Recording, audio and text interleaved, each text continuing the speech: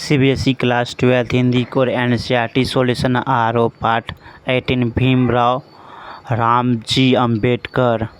Question number 1 है, जाति प्रथा और श्रम विभाजन का भी एक रूप न मानने के पीछे अंबेडकर का क्या तर्क है? उत्तर, जाति प्रथा और श्रम विभाजन का भी एक रूप मानने के पीछे अंबेडकर का निम्न तर्क दिए। उनके अनुसार यह विभाजन की आवश्यकता अस्वाभाविक है।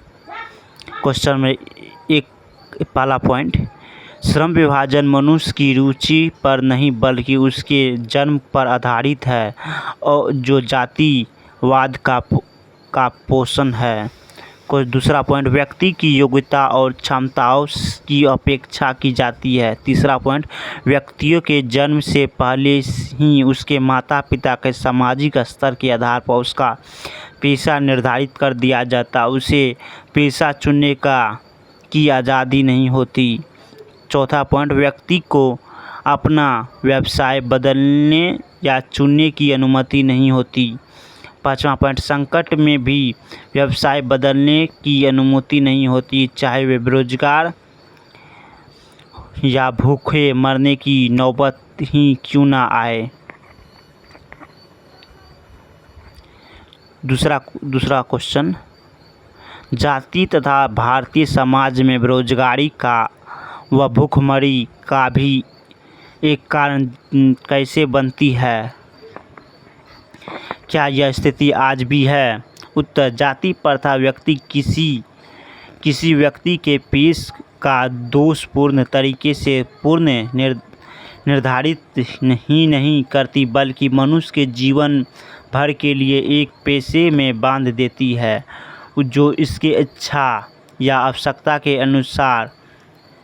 अनुकूल ना हो। भले ही पेशा अनुपयुक्त या अपचरता होने के कारण वह भूखे मर जाए, आधुनिक युग में स्थिति प्रयास आती रहती है क्योंकि उद्योग धंधों भी प्रक्रिया व तकनीकी में नियंत्रण और कभी कभी अक्रमता परिवर्तन आ जाता है जिसके कारण मनुष्य को अपना पेशा बदलने की आवश्यकता होती है पर सकती है। और यदि प्रतिकूल परिस्थितियों में भी मनुष्य को अपना पेशा बदलने की स्वतंत्रता ना हो तो उसके लिए भूखे मरने के अलावा कोई चारा नहीं रहता है। जबकि भारतीय समाज में पेशा बदलने की अनुमति नहीं देता, भले वह अपने पैतृक पेशों की अपेक्षा अन्य पेशों की परंपरागत हो। इस प्रकार पेशा परिवर्तन के अनुकूल ना देखकर जाति प्रथा भारत के बेरोजगारी का एक मुख्य प्रत्यक्ष कारण बनी हुई है। आज भारत की स्थिति बदल रही है। सरकारी कानून, सामाजिक सुधार व विश्व स्तर पर होने वाले परिवर्तन के कारण जाति प्रथा के बंधन समाप्त तो नहीं हुए हैं परंतु कुछ निचले ललीचे बन गए हैं। आज लोग जाति से अलग पेशों को अपना रहे हैं। आज लोगों को अपनी योग्यता, रुचि एवं क्षमता के अनुसार साधन और अवसर देने का उपलब्ध है।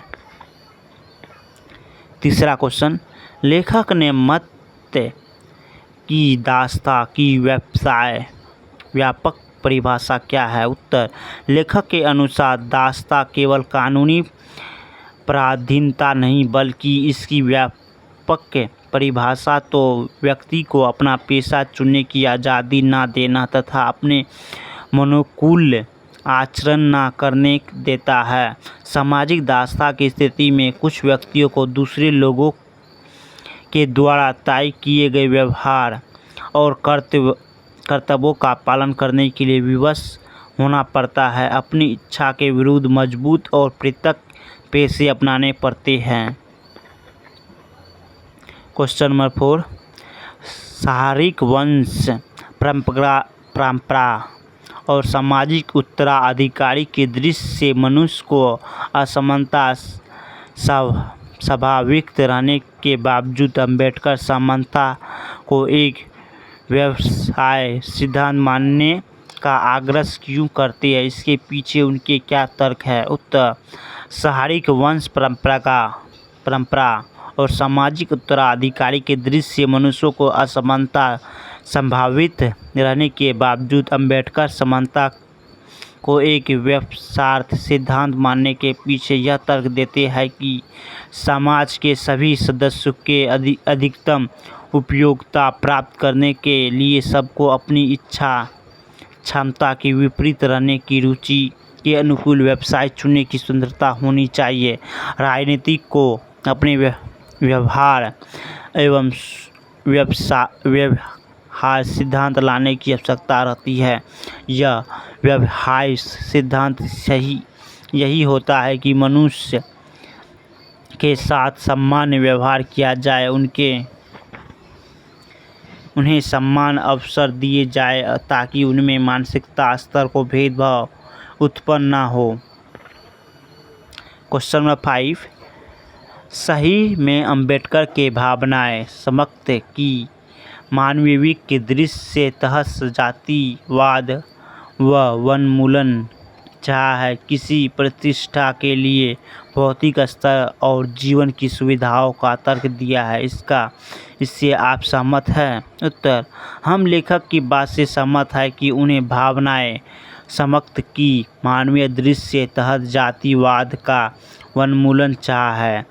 किसी भी समाज में भावनाएं समन्वय तभी आ सकता है जब सभी को समान भौतिक सुविधाएं उपलब्ध होगी।